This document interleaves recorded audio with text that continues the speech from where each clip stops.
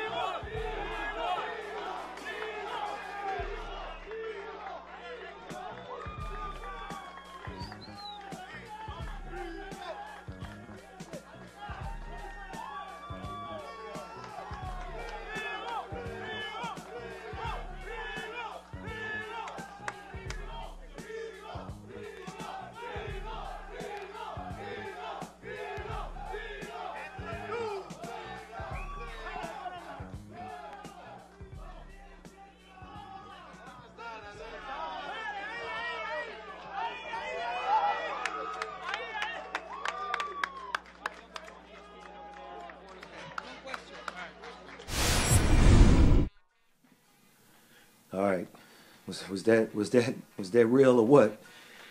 Them boys weren't gonna stop looking at each other. People tried to talk to them and break it down, but break it up. But eventually, they went their separate ways. I apologize for this late video. I actually did a prediction video before this, and it just got destroyed. I don't know what happened. I made 3 or 4 predictions. I predicted that the weight wasn't going to be a big issue.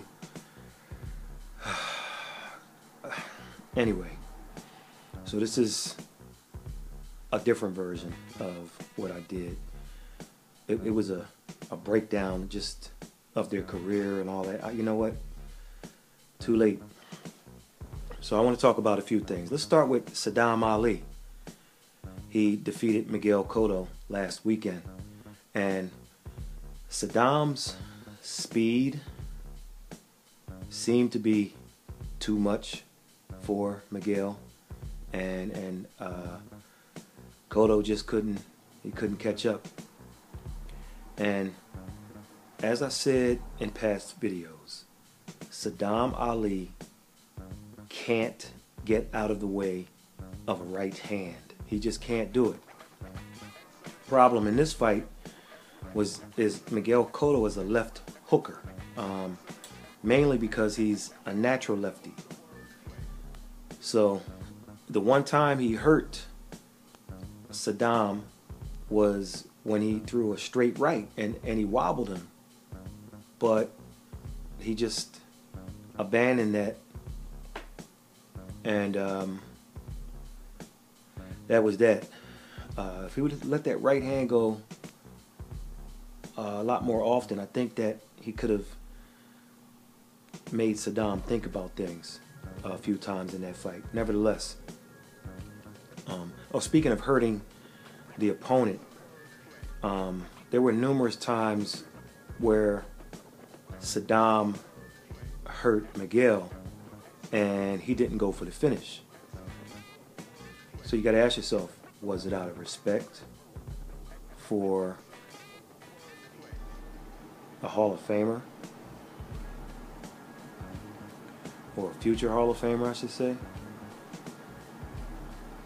After the fight, Saddam, and I take him at his word, he said the reason he let Cotto off the hook is that he didn't want to take the chance of finishing Miguel numerous times because he didn't want to risk getting caught. And I agree with New Jersey boxing commissioner Larry Hazard, my man Larry Hazard. When the great ones had you on the hook, they didn't let you off the hook. And so Saddam's excuse doesn't fly with me, and it's not a great sign for the future if that's his mentality. The first skilled guy he fights with a decent to good right hand, I think he's going to lose. Remember, Jesse Vargas stopped him, and he had about, what, 8 or 9 knockouts in like almost 30 fights. So what I mean is, a guy who can land a right hand punch accurately, not when I say good right hand, I don't mean power necessarily, but just a guy who can get that right hand home on the jaw accurately. And Cotto's never been a guy to do it consistently. However, most guys at 154 pounds can do it consistently. So they need to get creative. Saddam Ali's a good fighter, but he cannot get out of the way of the right hand. And so we'll see. We'll see. If I'm him and I have to defend my title, I'd look at the #1 guy for his belt, which would be Liam Smith. I look at the #4 guy, Dennis Hogan, or the guy Kurbanoff. I would stay away from Kurbanoff. I'd definitely stay away from Kanat Islam. Those two guys would crush Saddam Ali. So, and for Cotto, he'll be a Hall of Famer if he stays retired for 5 years. You never know. Maybe he heals up from his injury and comes back for one more. They always do. Stay tuned. So, Saturday night is VASYL High-Tech Lomachenko versus Guillermo the Jackal RigondeauX for Lomachenko's World Junior Lightweight or Super Featherweight title. Now, some people say VASYL, some people say VASYL. Look, it's VASYL, okay? Some people say Lomachenko. It's Lomachenko. If you call him Loma for short, then it's Lomachenko, not Lomachenko. So if you call him VASYL,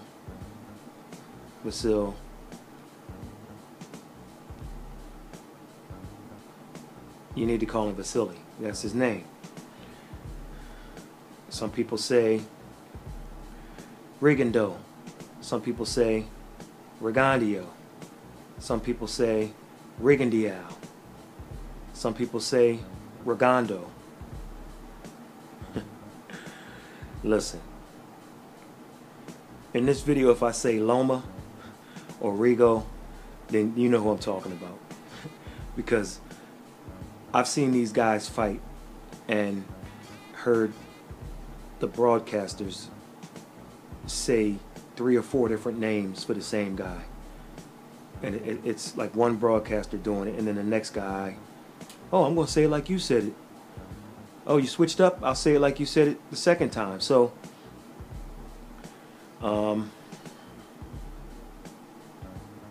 Loma versus Rigo. Keep yourself out of trouble. Now, this fight isn't so much about size as people want to believe. Remember, Lomachenko was at 126 pounds, but moved to 130, not necessarily because of weight issues, but because he couldn't get big fights he wanted.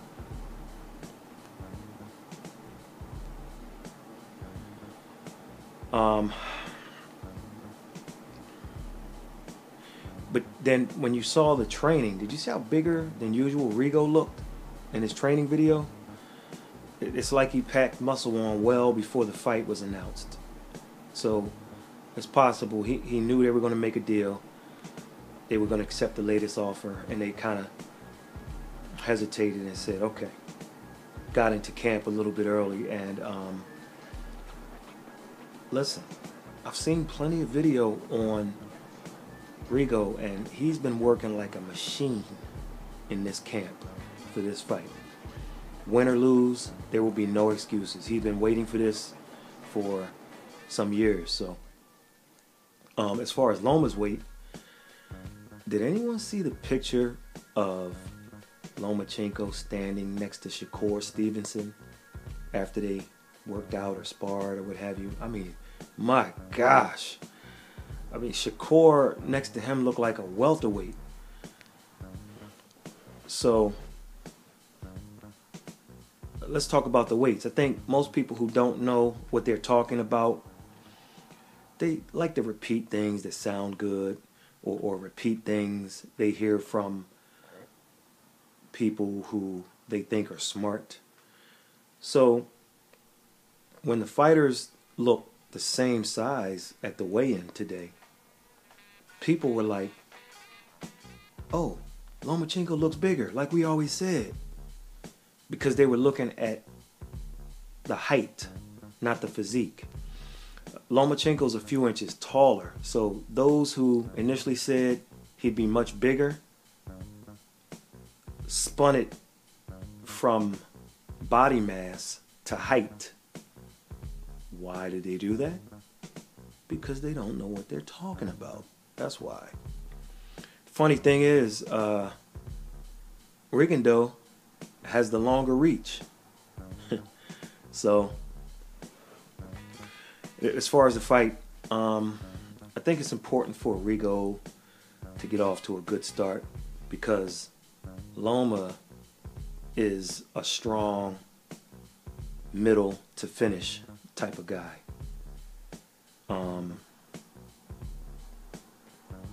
So Rigo has got to hit Lomachenko with some heat early on to send a message that it's not going to be that kind of party. I like to see him actively countering and throwing his shots with Lomachenko instead of always countering. His counter should be, if I anticipate a punch coming, let me punch with him and see if I can catch him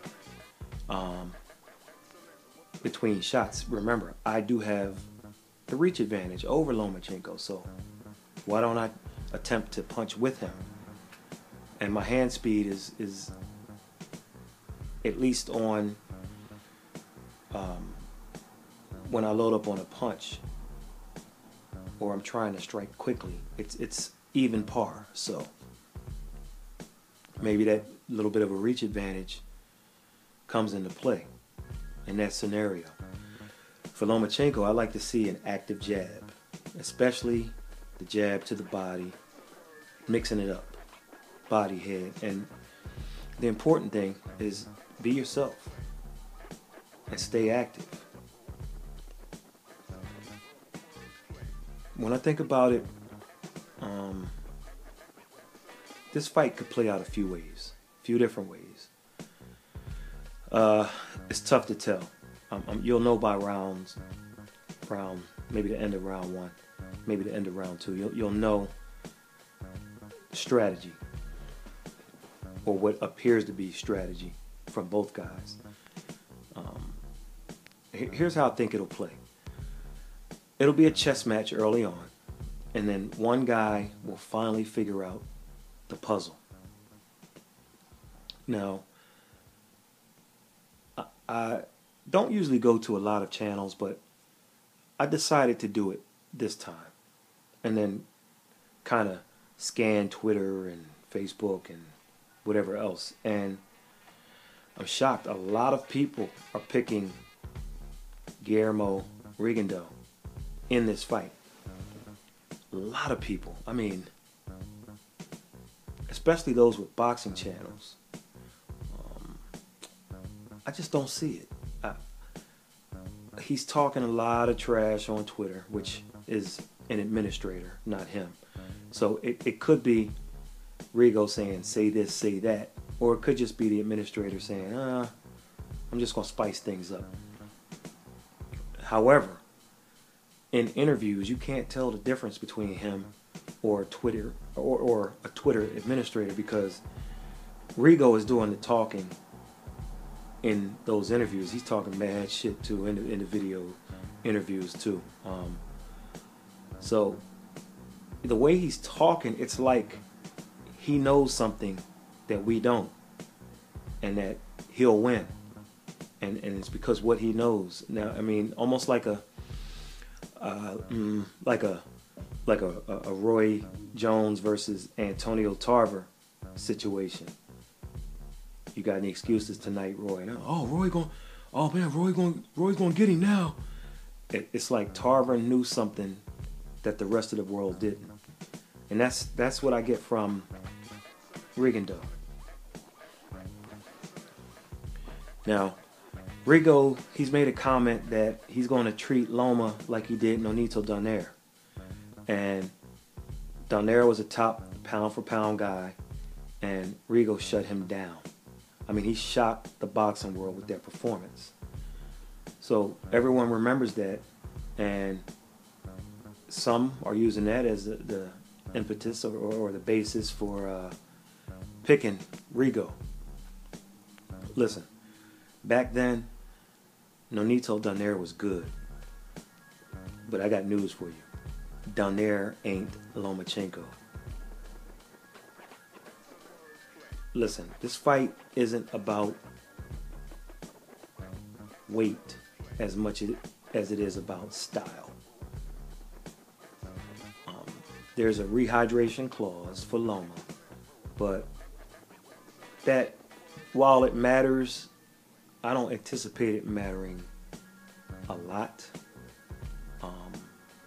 He won't be able to eat freely or do what he ordinarily does until, I guess, after, I don't know, 9, 10 a.m., whenever they have the day of weigh-in. But it's just something to throw a monkey wrench in the plans, make you get up earlier than maybe you want, make you not able to eat what you want tonight until tomorrow. So, a little gamesmanship, but he signed up for it, and he'll have to deal with it.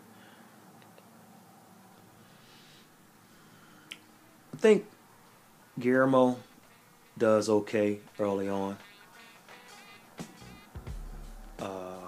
Eventually, around the 4th or 5th round, I think Lomachenko's going to find his rhythm and begin to take over the fight. My prediction is that VASYL Lomachenko will win a clear decision or maybe a late knockout. The footwork, the activity, and the skill set will be too much for Guillermo.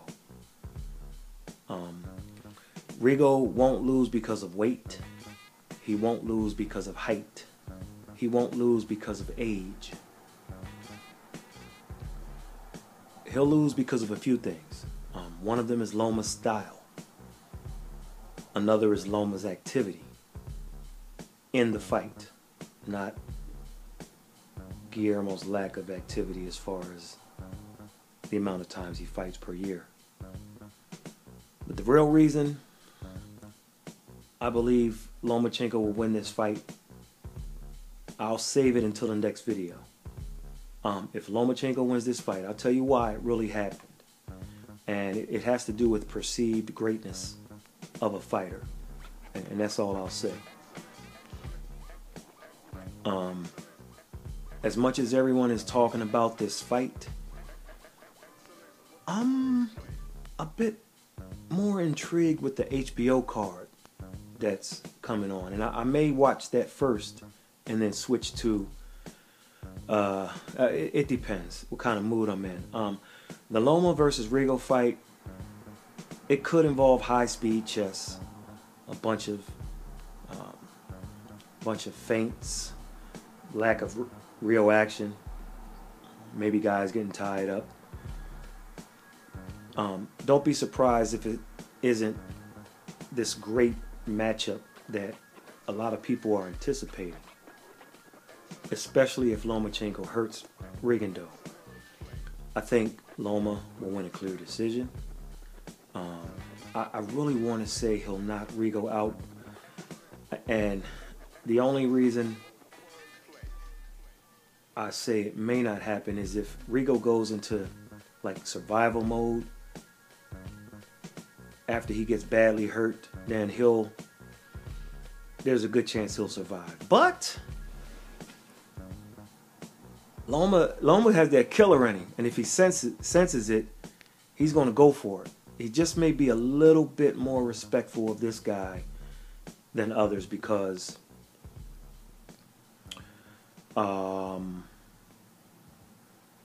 he knows the history. He knows what it is. Bryant Jennings, Michael Mick Conlon, and Shakur Stevenson all appear on the card. They'll probably show Shakur's fight. They'll probably show Conlon's fight. Jennings, I'm not sure about. I guess it depends on how it goes. So on HBO, the main event is Orlando Salido versus Mickey Roman. And I'm telling you, look for blood in that fight. And look for a knockout by either guy.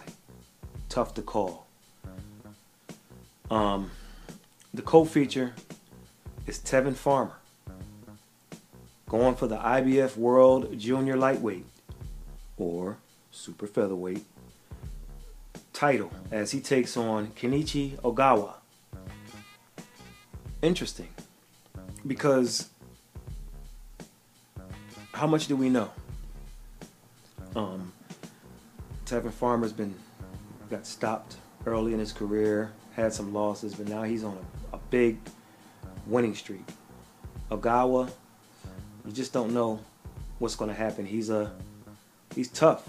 I mean, he's not an easy out, but you just don't know what's going to happen. Also, Francisco Vargas versus Steven Smith. I think the fight will last as long as Vargas's face holds up, or as long as Smith can keep Vargas off of him. So that one, I'm just intrigued. I believe it's a triple header with Vargas, Smith, Farmer, Ogawa, and Salido Roman. You're going to get more bang for your buck on the HBO card. It's too bad this cross programming stuff has to happen. So we'll see. Denis Shavakov, who had a controversial loss to the Easter Bunny, Robert Easter. He'll be on the card also, probably non-televised. But I think those three fights have the potential for some good action and some knockdowns or knockouts. So, and then Friday night, tonight, by the time this video posts, it may be off. I'm not sure, but the return of King Kong Louis Ortiz is back. All of a sudden he can fight again and will be on a PBC on Fox Sports 1. Listen, this was a side deal between Deontay Wilder, Berman Stavern, Louis Ortiz, and the WBC. Wilder will be at the fight, but Ortiz probably won't be next for Wilder. It'll probably be Dominic Breazeale. But who knows? Maybe there's another deal being cut. And in the main event is the return of another fighter, Jean Pascal. We saw the return recently of Devin Alexander, and now we get Jean Pascal in the main event.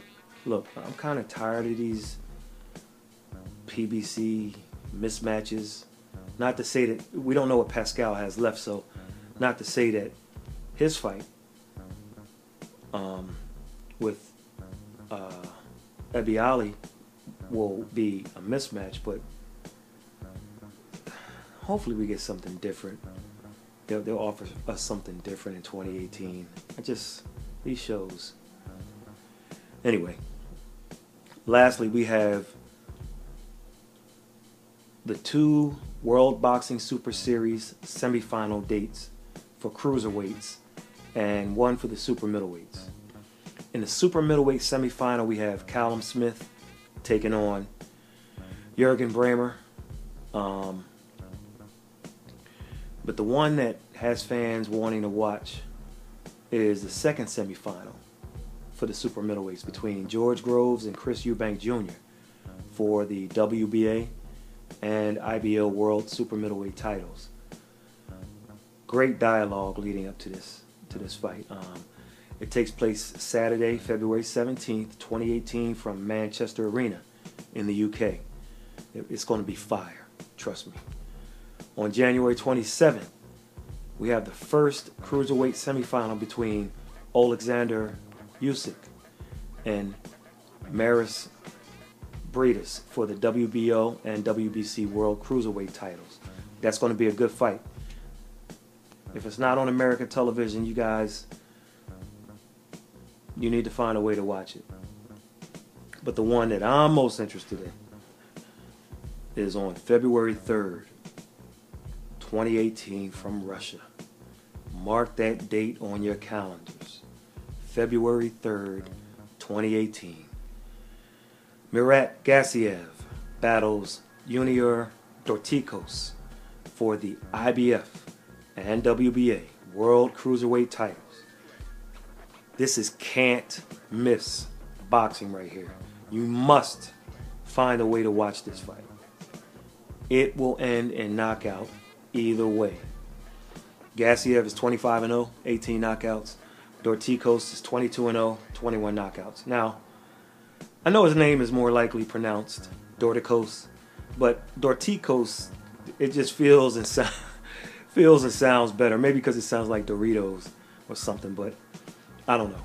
So I'm gonna call him Dorticos.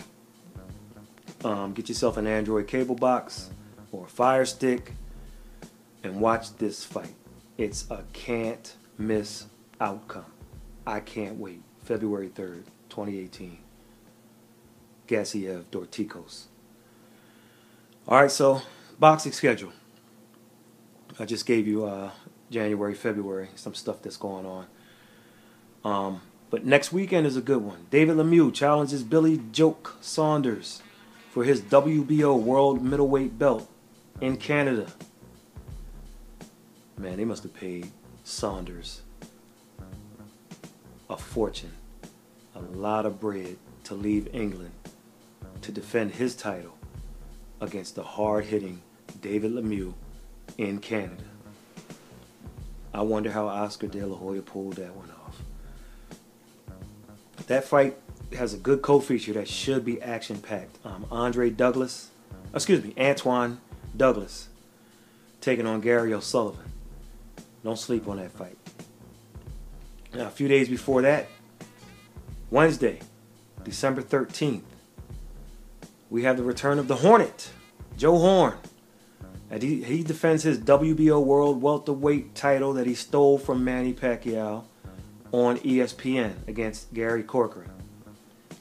A day later on ESPN, Diego De La Hoya battles Jose Salgado in the main event. Also, a host of Golden Boy prospects will be on the card. Remember, I told you, in 2 to 4 years, 2 to 4 years, if Oscar can stay away from the demons, he will be running the world of boxing in 2 to 4 years. Nobody else is saying that right now, so when it happens, you know, I want the points on that. Make sure you tell them thefightjournal.com said that a couple of years earlier. I want the points on that. So that card is Thursday night on ESPN. All right, next Thursday, Diego De La Hoya. Next Wednesday, Jeff Horn. Both ESPN. Then the next day, Fox Sports 1, we have Jesse Vargas returning to battle Aaron Herrera. So remember, this Friday, King Kong's return and Jean Pascal. Okay? And Saturday is the ESPN card featuring Loma versus Rigo. And also on Saturday, the HBO card with Salido versus Roman and Tevin Farmer trying to win a title. Then next week, fights are on TV Wednesday, Thursday, Friday, and Saturday. Wednesday on ESPN with the Hornet. Thursday on ESPN with Diego De La Hoya. Friday on Fox Sports 1 with Jesse Vargas. And Saturday on HBO with Saunders versus Lemieux. Don't miss it. No excuses. Make sure you watch those fights. We'll catch you on the next one.